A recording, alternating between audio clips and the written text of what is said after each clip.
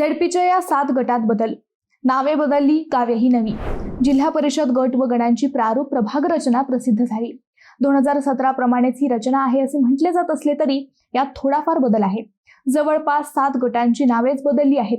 तसेच काही गावांचे गटही बदलले आहेत. यामध्ये अहिल्यानगर तालुक्यातील देहरे गट आता नवनागापूर, संगमनेरातील वडगावपाण गट आता तळेगाव, कोपरगाव तालुक्यातील वारी गट आता संवत्सर नावाने ओळखला जाणार आहे.